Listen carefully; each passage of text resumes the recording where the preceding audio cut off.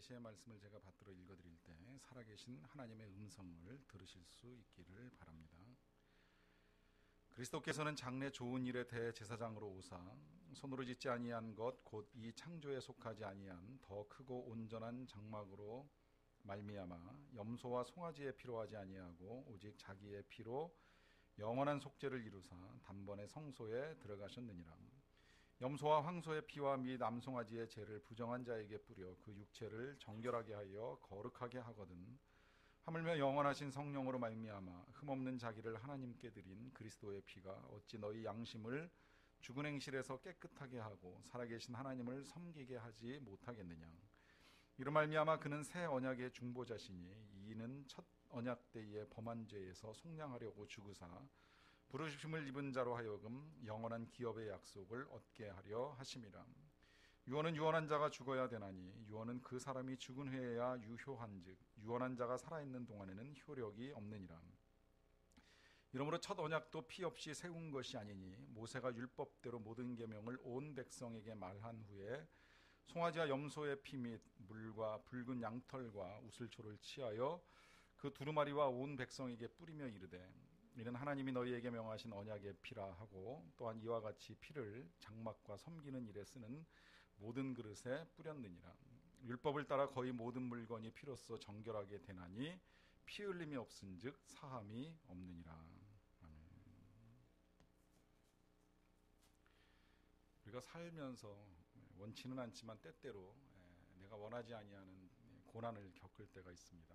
갑작스럽게 큰 질병을 당할 때도 있고 또 하던 일이 갑자기 막히면서 재정에 큰 어려움에 빠지는 경우들도 종종 있습니다. 신앙을 가지고 있고 하나님을 믿는 사람들은 그 일이 하나님의 뜻 가운데 있음을 알고 그 가운데서 하나님께서 신실하게 선을 이루어 가실 것을 기대합니다. 하지만 이 하나님을 향한 믿음이 흔들리고 있는 과정 중에 그러한 일을 겪게 될 때 대개 사람들의 반응이 두 가지로 나타나는 것을 제가 보았습니다. 하나는 내가 뭘 잘못했나라고 하는 생각을 가지는 것입니다. 내가 하나님 앞에서 뭐 죄를 지은 것이 있지 아니한가, 어떤 죄를 지었길래 하나님께서 나에게 이런 고난을 주시는가 하는 이제 질문을 가지고 하나님께 나아갑니다.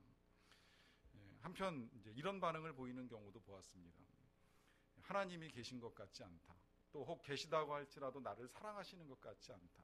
하나님이 살아계시고 또 그 하나님께서 정말로 나를 사랑하신다라고 하신다면 왜 내게 이런 일이 있어야 되는가 하는 의문을 가집니다. 그리고 심한 경우에는 그런 의문 속에 하나님을 떠나는 사람들도 간혹 보게 되었습니다. 자, 하나님은 사랑하신다고 분명히 말씀하셨고 또 그 사랑의 증거들을 몇 가지로 우리에게 보여주시고 그 사랑이 지금까지도 변함이 없으신데 왜 우리의 삶에서 그런 일들이 일어나는가 하는 질문입니다. 이와 더불어서 한 가지를 더 생각을 해봅니다. 우린 지난주에 추수감사절 감사예배를 드리면서 한편 성찬식을 했습니다. 이 성찬식을 우리 교회에서는 1년에 4차례 이제 하게 됩니다. 이건 뭐 교회마다 조금씩 다릅니다. 1년에 딱 2번 성찬식을 하는 교회도 있고요. 또 매월 첫째 주에 성찬식을 하는 교회도 있고 또 매주일 성찬식을 하는 교회도 있습니다. 이 성찬을 할 때의 메시지는 이렇습니다. 떡을 나눌 때 제가 여러분들에게 예수님을 대신해서 이런 말씀을 전해드렸습니다. 이것은 너희를 위한 나의 몸이니 받아서 먹으라. 또 잔을 들고 나눌 때에는 이런 말씀을 제가 전해드렸습니다. 이것은 죄사함을 받게 하려고 너희를 위하여 흘리는 바 나의 피 곧 언약의 피니라. 이 말씀의 의미와 내용을 모르고 그냥 얼핏 흘려들으면 이런 표현이 됩니다. 내 몸을 먹어라. 내 피를 마셔라. 이 표현 때문에 오랫동안 기독교가 많은 오해를 받았습니다. 여러분 무시무시한 말 아닙니까? 내 피를 먹어라. 내 몸을 먹어라. 때로는 기독교가 그래서 박해를 받을 때에 믿지 않는 사람들로 하여금 저 종교는 사람을 죽이고 그래서 인육을 먹고 흡혈하는 종교다라고 하는 이야기를 들을 만큼 많은 오해가 있었습니다. 그럼에도 불구하고 기독교는 2000년 역사 속에서 한 번도 그 성찬 예식을 중단하지 아니하였습니다. 물론 방식은 조금씩 달라졌어요. 뭐 떡만, 천주교 같으면 떡만 주고 잔은 신부님만 받고요. 또 동방정교회 같으면 잔에다가 떡을 엎어가지고 반죽을 한 다음에 숟갈로 이렇게 떠먹여주는 식으로 예식을 진행한다고 합니다. 모든 동방정교회가 다 그런지 모르겠는데 제가 가봤던 그리스 정교회는 실제 그렇게 한다고 하는 이야기를 들었고, 저도 좀 의심이 갔어요. 어떻게 숟가락 하나로 모든 성도들을 다 한꺼번에 떠먹여 주느냐 했더니, 그래도 아무 소리 안 하고 다 받아 먹는다고 하는 말씀 들으면서 몇 차례 확인했는데 이제 그렇다는 이야기 들었는데, 그런 방식으로 진행이 됩니다. 우리 교회는 이제 4번의 성찬이 각기 조금씩 다른 형태를 띠고 지속이 되고 있습니다만은, 방법이 조금 다를지라도 그 예식은 흔들림 없이 지금까지 잘 이어져 왔습니다. 이유는 예수님께서 이것을 행하면서 주님을 기념하라고, 또 주님을 기억하라고 말씀하셨기 때문입니다. 자, 그렇다면 이제 우리가 왜 이 예식을 통하여서 주님을 기념해야 되고, 또 왜 주님께서는 우리가 이 예식을 통하여 주님의 살을 먹고 주님의 피를 마시는 일을 하라고 명하셨는가라고 하는 점을 생각을 해봐야 됩니다. 일단 우리는 모두가 다 이 피의 소중함을 알고 있습니다. 이 피라고 하는 것은 우리의 몸의 8%를 구성하고 있는데, 이 8%를 구성하고 있는 혈액이 우리의 몸에서 약 20% 정도만 빠져나가면 생명의 지장을 초래하게 됩니다. 그래서 몸에 피가 많이 빠져나갔다 싶으면 일단 급하게라도 수혈을 통하여서 환자를 살려내는 일이 병원에서는 가장 빠르게 진행되는 응급처치 중에 하나라고 할 수 있습니다. 이 피는 생명과 직결되고 있을 뿐만 아니라 또 우리 몸의 각 기관에 영양을 공급하고 체온을 유지해주는 역할을 하고 있습니다. 그래서 성경도 이 피의 중요성을 강조할 때 이 피는 생명과 동일한 것으로 간주를 합니다. 그래서 성경을 읽어나가다 보면 생명이 피에 있으므로 피가 죄를 속한다라고 하는 말씀을 통해서 생명은 피에 달려있고 이 피는 속하는 기능까지 있다고 하는 것까지 함께 우리에게 말씀해 주는 것을 볼 수가 있습니다. 그만큼 이제 피는 중요한데요, 이 피가 가지고 있는 더 중요한 이유가 있습니다. 그것은 뭐냐면 하나님과 우리 사이의 관계를 회복시켜 주는 데에 있어서 이 피가 가지고 있는 능력과 역할이라고 하는 것입니다. 본래 하나님은 근본적으로는 사람은 하나님과 친밀한 교제를 누리며 살아가도록 하나님께서 만들어 주셨습니다. 그래서 하나님 안에서 그 하나님의 사랑을 충분히 받고 그 사랑 가운데 거하면서 늘 행복하게 즐거워하고 기뻐하며 살도록 지음받은 존재입니다. 그런데 그 하나님과의 관계 속에서 누릴 수 있는 그 행복과 평안이 깨어지는 이유는 딱 한 가지입니다. 그것은 죄입니다. 인간이 죄를 짓게 되면 하나님과의 관계에 균열이 생깁니다. 그리고 이 균열이 생길 때 인간은 평안을 잃어버리기 때문에 불안에 떨게 됩니다. 이 균열이 생기면서 인간은 하나님이 주시는 즐거움을 누릴 수 없기 때문에 세상 것에서 즐거움을 찾습니다. 쾌락으로, 게임으로, 여러 가지 미디어들을 통해서 하나님과 깨어진 관계에서 찾을 수 없는 즐거움과 행복을 찾기 위해서 허덕이는 인생을 살아갈 때가 있습니다. 근본은 사람이 하나님을 떠났기 때문이고 사람과 하나님과의 관계가 깨졌기 때문입니다. 이 관계를 회복시켜 주기 위하여서 필요한 것이 피로 죄를 속하고 하나님과 우리의 사이를 회복시켜 나가는 일입니다. 이 일이 구약의 시대에는 이제 짐승의 피를 잡아서 짐승의 피를 가지고 속하는 일을 해왔습니다. 오늘 본문 22절에 보시게 되면 이런 말씀이 기록되어 있습니다. 율법을 따라 거의 모든 물건이 피로써 정결하게 되나니 피 흘림이 없은즉 사함이 없느니라. 오직 피 흘림만이, 이 어린 양이나 혹은 소나 염소의 피를 흘림이 우리의 죄를 속하게 되고 그 피 흘림을 통한 속죄를 통하여서 하나님과 우리의 사이가 회복되는 은혜를 누릴 수 있게 된다라고 하는 것입니다. 그래서 우리 예수님이 오시기 전까지 이스라엘 백성들은 수천 년 동안 계속 이 피 흘림의 제사를 하나님께 드려왔어요. 죄를 지었다 싶으면 죄를 짓는 즉시 그 죄를 용서받기 위해서 하나님께 짐승을 가지고 나아갑니다. 돈이 있으면 양도 잡고 양도 잡고 소도 잡고 하겠지만 때로 가난할 때에는 비둘기 한 마리라도 가지고 나가서 피를 흘려 제사를 드림으로 속죄함을 받습니다. 그런데 그렇게 해서 제사함을 받는 일도 있지만 때로는 우리가 기억하지 못하는 죄가 있죠. 여러분, 우리가 죄 중에 알고 짓는 죄가 더 무섭냐 모르고 짓는 죄가 더 무섭냐 질문하면 혹 착각을 합니다. 알고 짓는 죄가 더 나쁜 거 아닌가 생각하지만 모르고 짓는 죄가 훨씬 더 무섭습니다. 왜냐하면 그 죄는 반복되기 때문입니다. 알 때는 양심의 가책을 받고 그것만을 가지고 나가서 용서를 구하고 이제 하나님의 은혜를 받지만 모를 때는 이게 잘못된 줄 모르기 때문에 반복될 가능성이 많습니다. 이런 죄들의 반복되는 것을 막기 위해서 하나님은 또 7월 10일이라고 하는 날짜를 정해가지고 속죄일에 모든 하나님의 백성들이 다 하나님께 나와 한 마리씩 짐승을 잡아서 피 흘림으로 제사를 드리는 제도를 만들어 놓으셨습니다. 그래서 실제로 7월 10일이 되면 이스라엘 백성들이 드린 이 양의 수가 수십만 마리에 이르는 정도가 되었다고 역사가들은 기록을 남겨주고 있습니다. 근데 문제는 이제 이 일이 시간이 흘러가면서 형식화되는 거예요. 여러분, 대부분의 일들이 그렇습니다. 어떤 일이든지 처음 진행하는 일은 늘 우리에게 감격을 가져다 줍니다.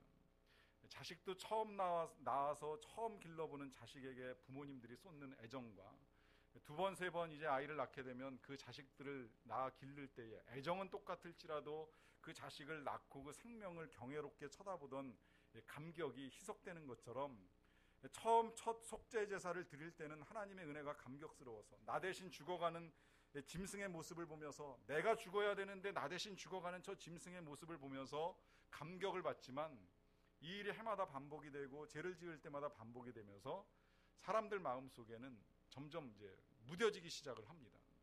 그래서 그냥 형식적으로 1년에 한 번씩 때 되면 가서 제사 드리고 또 내가 잘못했다 싶으면 마음의 가책을 털어내기 위해서 그냥 양 한 마리 가져다가 제사 드리고 하는 이런 일들을 반복하면서 형식적인 제사만 반복적으로 하나님께 올리는 일을 하게 되는 것이지요. 원래 이 제사의 궁극적인 목적은 하나님과의 관계를 회복시켜 나가는 일인데 이 관계는 회복되지 아니한 상태에서 그냥 내용 없는 제사만 하나님께 드려지게 된다라고 하는 것입니다. 여러분, 이 문제는 우리가 교회를 다니고 예배를 드릴 때 하나님과 아무런 교제가 이루어지고 있지 않다라고 하면 똑같은 현상이라고 볼 수 있습니다. 여러분, 하나님과 충분히 친밀감을 누리며 살아가고 계십니까? 여러분, 하나님과 나가 정말 친하게 잘 지내고 있다라고 하는 생각이 드십니까? 만약에 그렇지 않다면 지금 하나님과 여러분들 사이에 애정이 식었다라고 하는 의미가 될 수 있는데, 애정이 식는 이유를 잘 생각해 보십시오. 여러 가지 이유가 있겠습니다만은 내 애정이 식는 이유 가운데에는 상대방이 나를 사랑하지 않는다라고 생각하기 때문에 친밀감이 떨어지면서 이런 행동들을 우리가 보일 수 있습니다. 마찬가지로 이스라엘 백성들이 반복적으로 제사를 드리기는 했지만 하나님을 향한 친밀감이 떨어지고 애정이 식으면서 그 모든 제사가 다 형식에 치우친 제사가 돼버렸어요. 이 문제를 하나님께서 해결하시기 위하여 하나님이 마지막으로 결정하신 방법은 이제 아들 예수 그리스도를 보내셔서 그 아들 예수 그리스도의 피를 흘림으로 인간의 모든 죄를 다 덮어주시고 또 더 나아가서는 하나님께서 우리들을 얼마나 사랑하시는가를 보여주기로 결정하신 것입니다. 내가 내 아이들을 너희들의 죄를 위하여 대신 내어주기까지 내가 너희들을 사랑했다라고 하는 그 사랑을 보여주심으로 우리가 그 사랑을 알고 그 사랑에 반응하며 살아가는 하나님의 자녀가 되기를 원하셨다라고 하는 것입니다. 그래서 성경은 이 예수님을 일컬어서 세상 죄를 지고 가는 하나님의 어린 양이라고 하는 표현을 사용을 합니다. 마치 속죄의 제물로 드려졌던 어린 양처럼 예수님이 그렇게 우리 세상의 모든 사람들의 죄를 다 짊어지고 가는 어린 양이라고 하는 의미지요. 우리가 한문으로 오르르이자를 쓰게 되는데요. 오르르이가 이제 우리가 속죄함을 받았을 때 우리를 의인이라고 하는 표현으로 사용할 때 쓰는 단어인데요. 이 한문을 여러분들이 보시게 되면 이 의자가 만들어진 것은 양양자 밑에 나자가 쓰여져 있습니다. 의미인즉슨 그렇습니다. 어린 양의 보혈이 나를 덮어줄 때 내가 의인이 될 수 있다는 의미입니다. 의라고 하는 것은 내가 공로를 쌓고 내가 수고해서 얻게 되는 것이 아니라 나를 위하여 피를 흘려준 어린 양 예수 그리스도의 보혈이 나를 덮을 때에 내가 하나님 앞에서 의롭다 칭함을 받을 수 있게 된다라고 하는 것입니다. 그래서 성경 오늘 말씀 12절에서는 이렇게 우리에게 가르쳐 줍니다. 염소와 송아지의 피로 하지 아니하고 오직 자기의 피로 영원한 속죄를 이루사 단번에 성소에 들어가셨느니라. 우리 예수님께서 예수님의 피로 영원한 속죄를 이루어 주셔서 그것도 단번에 이루어 주셔서 우리가 의로운 사람이 될 수 있었다는 말씀의 의미입니다.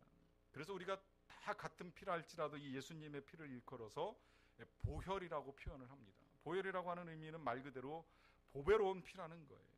그냥 피가 아니라 예수님의 피이고 우리를 속죄한 피이기에 보배로운 피, 보혈이라고 하는 표현을 사용하면서 이 보혈로 우리는 영원한 속죄를 이루게 되었습니다. 여기서 영원한 속죄를 이루었다라고 하는 말씀의 의미는 우리의 모든 죄가 다 용서받았다는 것인데, 이 모든 죄는 과거의 죄로부터 시작해서 현재와 또 앞으로 미래의 모든 죄까지도 다 용서함을 받은 것입니다. 그것도 분명히 성경은 단번에 용서함을 이루셨다고 분명히 말씀을 해주고 있습니다. 자, 그렇다면 여기서 이제 우리가 처음에 가졌던 의문에 대한 이제 답을 좀 찾아 나가 봅니다. 자, 모든 죄가 다 용서받았는데 그럼에도 불구하고 우리는 세상을 살아가면서 죄를 짓죠. 또 범죄하는 일이 있습니다. 이 죄는 하나님을 떠나는 것이고 하나님을 거역하는 것입니다. 주인된 하나님을 인정치 아니하고 내가 내 삶의 주인처럼 살아가는 것도 죄가 될 수 있습니다. 그렇게 살다가 생각지 않은 질병이나 재난이나 여러 가지 고난이 임할 때 그 일을 놓고서 그 원인이 과연 죄에 근원된 것인지, 그 죄로 말미암아 내가 이 고난을 겪는 것인지 하는 질문을 가질 때 여러분 잘 한번 생각을 해보십시오. 과연 그 고난이 왜 우리에게 임하는 것이고 그 고난과 죄하고의 관련성은 과연 무엇인가? 다시 성찬의 메시지를 가지고 여러분들에게 말씀을 드립니다. 잔을 들고 예수님이 하신 말씀은 분명히 이렇습니다. 이것은 너희를 위하여 흘리는 바 곧 나의 피, 새 언약의 피니라. 새 언약의 피라고 말씀하고 계십니다. 분명히 계약이 아니라 언약입니다. 그리고 새 언약이라고 말씀하셨습니다. 새 언약이라고 하는 건 1차 언약은 이 이스라엘 백성들이 애굽을 떠나가지고 시내산에서 이제 했던 계약이 첫 번째 언약이라면, 새 언약은 예수님이 해주신 언약인데, 이 언약을 우리가 이해함에 있어서 이 언약과 계약의 차이를 좀 구분해 볼 필요가 있습니다.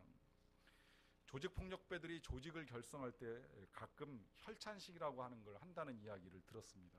이게 우리가 하는 건 성찬식이라고 표현을 하는데, 이 조폭들은 혈찬식이라고 한대요. 그 혈찬식은 어떻게 하느냐면 실제 자기들의 손가락이나 어디 몸에 상처를 내가지고 피를 흘려가지고 그거를 한 잔에다가 모읍니다. 그리고 이제 모아가지고 그거를 모든 조직원들이 다 돌아가면서 한 모금씩 마시는 일을 하는 거예요. 그래서 스스로 피로 맺어진 이제 동지라고 하는 의식을 이제 강화하는 일을 하는 것입니다. 그리고 그 일을 하면서 이제 이런 메시지도 서로에게 주고받는 것이지요. 우리는 피로 맺어진 동지이기 때문에 누구든지 이 조직 가운데에서 우리를 배신하면 피를 보게 될 것이다. 피를 흘리는 일이 있게 될 것이다. 이런 의미를 가지고 피를 나누는 일들을 실제로 진행한다는 이야기를 들은 적이 있습니다. 여러분, 이게 언약일까요? 계약일까요? 그렇게 피를 나누어 마시고 자신들의 결속력을 다지는 이 행위가 과연 언약에 해당되는 일일까요? 계약에 해당되는 일일까? 제가 살면서 계약하는 일을 많이 해보지 않았는데 어떻게 하다 보니까 금년 한 해 동안에 다양한 계약서를 써봤습니다. 사는 일도 있었고 파는 일도 있었고 또 공사를 위해서도 계약을 했는데요. 계약서를 쓰다 보니까 계약서 한 부를 작성하는데 도장을 수십 번을 찍더라고요.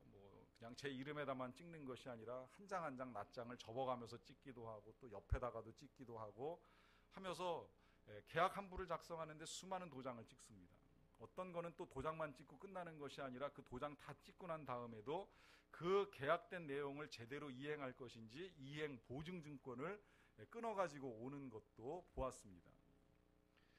근데 또 때로는 그렇게 계약 이행 보증증권까지 끊어가지고 왔는데 그것도 이행이 안 되면 그 다음에 뭐예요? 그 다음에는 소송합니다. 소송해가지고 계약이 잘 됐느니 안 됐느니, 잘 이행이 되느니 안 되느니 이 일에 대해 판결을 내리는 일까지 진행해 나갈 수 있습니다. 계약은 이렇게 진행이 됩니다. 상대방이 신실하게 그 계약을 이행해 주지 아니하면 그에 따르는 상응하는 대가가 필요하기 때문에 이 모든 것들을 가지고 계약을 보완하는 일들을 하고 있습니다. 근데 언약이 계약하고 다른 점은 바로 이것입니다. 언약을 할 때에는 이름을 쓰고 서명하는 일이 없습니다. 여기 결혼식을 하신 분들이 계시겠지만 결혼할 때 혹시 자기의 이름을 쓰고 서명을 하는 일을 하신 분은 없으리라고 생각을 합니다. 물론 동사무소 가서 혼인신고하기 위하여 도장을 찍는 일은 있을지 모르겠지만 당사자들 간에 앉아서 당신과 내가 결혼하는 거니까 우리 이름 쓰고 서명하자라고 하는 일을 하신 분은 한 분도 안 계시리라고 생각을 합니다. 제 경험에 의하면 결혼식장에서 이름을 쓰고 서명을 하는 건 주례자가 성혼 선언을 인정하기 위하여 주례자의 이름을 쓰고 사인을 하는 일은 있지만 결혼 당사자들이 이름을 쓰고 사인을 하지는 않습니다. 서약을 하는 일은 있어도 그 서약서 밑에다가 이름 쓰고 사인하는 일 절대 하지 않습니다. 왜 그럴까요? 언약 관계이기 때문입니다. 이 언약 관계의 중요성은 그것이 신뢰를 바탕으로 하기 때문입니다. 비록 이름을 쓰고 도장을 찍고 이행 보증증권을 끊지는 아니할지라도 당신이 나하고의 부부관계 속에서 신실하게 이 관계를 잘 유지시켜 줄 것을 신뢰하기 때문에, 또 나도 그렇게 하리라고 하는 약속을 하기 때문에 이름도 쓰지 않고 사인도 하지 않고 이 관계를 만들어 갑니다. 이것이 언약과 계약의 차이예요. 계약은 한쪽에서 그 계약을 깨뜨리면 그 계약을 깨뜨린 거에 상응하는 대가를 치러야 됩니다. 그러나 반면에 언약은 서로가 신실하다라고 인정하고 신실하다고 믿기 때문에 그 신실함의 근거에서 어떤 보완적인 조치를 하지 않고도 서로 함께 그 일을 지켜나갈 것을 약속하는 일입니다. 그런데 이제 문제는요, 이 서로가 서로에게 얼마나 신실한가 하는 것인데, 부부관계가 깨지는 건 이 한쪽이 신실함을 깨트리면 깨지기 시작하잖아요. 예를 들어 믿었던 배우자가 배신을 한다거나 배우자로서의 도리를 다하지 못하게 되면 언약이 깨지기 시작을 합니다. 근데 이 부부관계가 놀라운 것은 뭐냐면요, 이 한쪽이 신실함을 지키지 못한다 할지라도 한쪽만이라도 끝까지 내가 신실하겠다라고 결정하면 이 부부관계가 법적으로도 깨트릴 수 없는 관계가 되더라 하는 거예요. 제가 한 가정 상담을 할 때 실제 그런 일이 있었습니다. 남편이 바람을 피웠어요. 처음엔 부인이 고민을 했지요. 이혼을 해야 되는가 말아야 되는가. 근데 부인이 기도 중에 응답을 받았습니다. 이혼하지 말라고 하는 하나님의 말씀을 듣고 이혼하지 않기로 결심을 합니다. 근데 이혼하지 않는 게 쉽지는 않지요. 그 다음에 구한 건 남편을 향한 사랑을 구했습니다. 하나님이 사랑의 마음을 충분히 부어주셔가지고 참 놀랍게도 이 여자 집사님이 남편을 사랑하기로 결정을 하니까 그 불륜을 저지른 남편을 용납하고 이해하고 이제 품으려고 하는 마음까지 가지고 이혼을 안 하기로 마음의 결심을 이제 굳건하게 한 겁니다. 근데 남편은 이제 다른 사랑하는 여자가 생겼으니까 이 관계를 정리하고 이 부부 관계를 정리하고 다시 결혼을 하려고 마음을 먹으면서 이혼 소송을 낸 거예요. 근데 여자 쪽에서 합의를 안 해주는 겁니다. 아내 되는 집사님이 합의를 안 해주고 동의를 안 해주니까 법원에서 판단을 내리기에 이렇게 판단을 내린 거예요. 부부관계를 깨트린 책임은 남편에게 있지 아내 쪽에는 단 한 가지도 결격 사유가 없는 겁니다. 그러다 보니까 이 이혼 소송을 받아들일 수 없다고 기각을 시켜버렸어요. 그래서 이 여자 집사님이 끝까지 그 가정을 지켜나가는 것을 봤습니다. 남편은 불성실했지만 이 여자의 신실함이 가정을 지켜나가는 거예요. 쉽게 이혼할 수 없다는 겁니다. 왜? 한쪽이 신실하기 때문에. 한쪽이 신실함을 지킴으로 인하여서 그 관계가 계속 유지되게 된다는 것이지요. 여러분, 이 관계가 바로 하나님과 우리 사이에서 이루어지는 관계입니다. 하나님과 우리 사이를 놓고 보면 먼저 우리가 하나님께 대하여 과연 얼마나 신실한가 하는 점을 생각해 봅니다. 저는 목회를 하면서 간혹 정말 신실한 성도님들을 만날 때가 있습니다마는 저를 비롯해서 대부분의 성도님들은 신실하지 못할 때가 많은 것을 보게 됩니다. 우리가 때때로 은혜를 받고 성령 충만할 때 정말 내 일생 다 바쳐 하나님을 사랑할 것처럼 고백할 때가 있습니다. 오직 하나님을 위하여 나의 모든 것 다 바쳐서 헌신하고 충성하고 사랑하며 살겠노라고 고백합니다. 하지만 믿음이 식고 은혜가 떨어지게 되면 때때로 우리는 불성실하게 하나님을 섬기는 태도를 취할 때가 있습니다. 하나님을 의심할 때도 있고 또 고난을 당할 땐 정말 하나님을 떠나고픈 마음까지 가질 때가 있어요. 근데 놀라운 것은 우리를 한번 사랑하기로 결정하신 하나님의 사랑에는 변함이 없으시다는 거예요. 내가 힘들어서 하나님을 떠나는 일이 있을지언정 하나님은 한 번도 힘들다고 우리를 떠나신 적이 없습니다. 그 이유가 무엇인지 아십니까? 그 이유가 바로 우리 예수님께서 언약의 피를 통하여 하나님과 우리의 관계를 완전하게 회복시켜 주셨기 때문입니다. 우리들이 하는 모습을 보고 우리들이 하는 행동을 보면 하나님께서 우리들을 사랑할 만한 것이 많지는 않지만, 그러나 하나님은 우리를 보시는 것이 아니라 우리를 위하여 흘려주신 예수님의 그 언약의 피를 보고 계십니다. 그 언약의 피를 보시기 때문에 그 피로 우리를 용서하시고 다시 우리를 품어주시기로 결정을 하시는 것입니다. 이 일이 수십 번 수백 번 반복된다 할지라도 결코 우리는 하나님께로 버림받지 않고 살아갈 수 있는 이유가 되는 것입니다. 그러하기 때문에 이제 우리에게 필요한 것은 이 보혈의 능력, 이 예수님의 피의 능력을 믿고 살아가는 것입니다. 이 피가 나를 용서하게 해주셨고, 이 피로 말미암아 하나님이 나를 용서해 주시고, 이 피로 말미암아 내가 용서받은 하나님의 자녀로 살아갈 수 있다라고 하는 것을 누리며 나아가는 것입니다. 여기서 더 나아가서 이 보혈의 능력이 나타나는 것은 14절 마지막 부분에 이렇게 기록이 되어 있습니다. 14절 하반절을 보시게 되면 그리스도의 피가 어찌 너희 양심을 죽은 행실에서 깨끗하게 하고, 죽은 행실에서 깨끗하게 하는 데서 그치는 것이 아니라 살아계신 하나님을 섬기게 하지 못하겠느냐. 주님의 피가 하나님을 섬기게 해준다는 거예요. 주님의 피를 알게 되면, 이 피의 능력, 피로 말미암아 용서받은 하나님의 은혜와 사랑을 알게 되면 더 나아가서는 하나님을 섬길 수도 있게 된다는 것입니다. 제가 지난 주간에 운전을 하다가 차에서 극동방송을 듣다가 그런 사연 하나를 들었어요. 어떤 크리스찬이 극동방송에 매달 자신의 월급 전액 몇천 원씩을 헌금으로 드리는 일을 하더라는 겁니다. 하루 일당이 아니라, 하루 시급이 아니라 한 달치 월급 몇천 원을 극동방송에 선교 헌금으로 내는 성도의 이야기입니다. 그 일을 벌써 몇 년째 하고 있어가지고 그 성도님이 낸 그 성도의 월급 전액 10몇만 원이 극동방송에 방송 선교 헌금으로 전달됐다는 거예요. 그 사람의 월급이 왜 그렇게 적은가? 그는 지금 감옥에 들어가 있는 사람입니다. 죄를 짓고 수년째 감옥에서 복역하고 있는 죄인입니다. 그가 죄를 짓고 감옥에 들어가서 하나님을 만났어요. 이 보혈의 능력을 알게 된 것입니다. 자기는 죄를 짓고 감옥에 들어왔지만 하나님은 자신의 죄를 다 용서하시고 품으셨다라고 하는 사실을 알게 된 거예요. 그래서 감옥 안에서 받는 그 한 달에 몇천 원 되는 월급을 계속해서 극동방송으로 헌금으로 들여오는 일을 했습니다. 또 여기서만 그친 것이 아니라 감옥 안에서 들어오는 수감자들을 위해서 복음을 전하는 일들을 하고, 또 예배 때 봉사자로 섬기고, 또 예배가 끝나고 나면 소그룹으로 모이는 그 성경 공부 모임에 지도자로 다른 죄수들을 가르치는 일까지 하고 있다는 것입니다. 이 모든 것들이 다 가능한 이유는 그가 보혈로 죄 용서함을 받았고, 또 이 보혈로 하나님을 섬길 수 있는 능력을 공급받았기 때문입니다. 보혈에는 이런 능력들이 들어있습니다. 우리는 이 능력을 가지고 얼마든지 하나님을 기쁘시게도 할 수 있고, 하나님과 친밀한 관계를 누리면서 이 모든 일들을 해나갈 수 있습니다. 그럼에도 불구하고요, 여전히 우리가 영적으로 살아가다가 실패하는 일이 있을 때 도대체 왜 우리는 늘 이렇게 실패할까 하는 의심이 들 때가 있는데요. 그 점에 대해서 이제 말콤 스미스 목사님이 보혈 언약의 능력이라고 하는 책에서 이런 말씀을 하십니다. 성도들과 대화를 해보면서 그분이 이런 놀라운 사실을 발견했다는 거예요.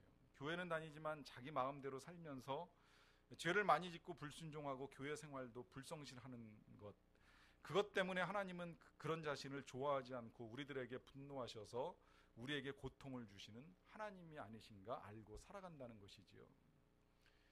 여러분도 혹시 그런 생각이 있으시다면 다시금 지난 주간의 성찬의 의미를 다시 한번 잘 생각을 해보세요. 성찬식을 생각을 해보십시오. 그리고 또 앞으로도 우리가 계속 이제 해마다 몇 차례씩 반복되게 될 이 성찬을 할 때마다 다시 생각을 해보십시오. 우리가 성찬을 할 때 떡을 먹고 잔을 마신다고 하는 말씀을 드렸습니다. 예수님의 살을 의미하는 떡, 또 예수님의 보혈을 의미하는 잔을 마시는 일을 합니다. 먹는다는 것은 그 먹은 내용물이 우리의 몸속으로 들어오는 것입니다. 왜 굳이 이것을 예수님께서 그냥 말씀으로 전해주시지 않고 또 그냥 보여주시는 것으로 끝내지 않고 왜 우리에게 먹으라고 하시고 우리로 하여금 그것을 받아서 먹고 마시는 일을 하게 하셨을까요? 예수님께서 하신 말씀 속에 이런 말씀이 있습니다. 볼지어다 내가 문 밖에 서서 두드리노니 누구든지 내 음성을 듣고 문을 열면 내가 그에게로 들어가 그로 더불어 먹고 그는 나로 더불어 먹으리라. 우리가 마음의 문을 열면 주님이 들어오시겠다라고 약속을 하셨어요. 그래서 지금이라도 우리는 언제든 마음의 문을 열면 예수님은 우리 안에 들어와 계십니다. 자, 여기서 질문합니다. 그 들어오신 예수님이 수시로 들락날락 하실까요? 한번 들어오신 예수님이 내가 거룩하게 살면 들어와 계시고 내가 죄를 지으면 떠나실까요? 절대 그렇지 않다는 거예요.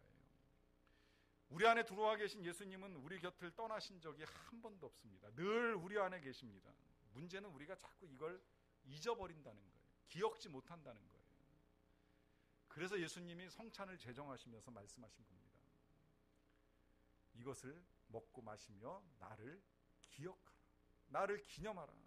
내가 너희 안에 너희들과 함께 거하고 있다라고 하는 것을, 너희와 더불어 먹고 너희와 더불어 생활하고 너희와 모든 것을 함께 하고 있다는 사실을 절대 잊지 말고 기념하고 기억하라고 당부하십니다.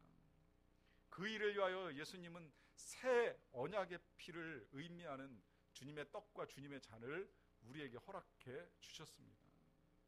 이제 우리에게 필요한 건 기억하며 나아가는 거예요. 이 기억이 믿음입니다. 믿음이라고 하는 것은 다른 것이 아니라 하나님이 나와 함께 계시다라고 하는 믿음. 예수님이 내 안에 계셔서 영원토록 나와 함께 계시고 나를 도와주시고 나를 용서하시고 사랑하신다라고 하는 이 사실을 기억하는 것이 바로 믿음입니다. 이 새 언약의 피가 오늘도 우리를 덮고 우리와 함께 계시고 우리를 지키시고 보호하심을 믿고 나아갈 수 있는 저와 여러분들이 다 되시기를 간절히 바랍니다. 기도하시겠습니다. 하나님께서 우리를 너무나도 사랑하셔서 아들 독생자 예수 그리스도를 우리에게 내어주시고 그 보혈로 우리의 모든 죄를 다 씻어주셨습니다. 때로 우리는 그 은혜에 합당치 못하게 살아갈지라도 여전히 그 보혈 보시고 또 그 보혈로 우리를 덮으시며 우리를 품고 용서하시는 아버지 하나님, 그 은혜가 우리에게 임하여 우리는 하나님과 더불어 살아가는 하나님의 백성들이 되었습니다. 그러하오니 이제 이후로 그 귀한 은혜와 사랑을 절대 잊지 않고 살아가게 하여 주시옵소서. 날마다 시마다 때마다 그 은혜와 사랑 기억하고 기념하면서 그 은혜 안에 머무는 하나님의 백성들이 되게 하여 주시옵소서. 예수님의 이름으로 기도하옵나이다.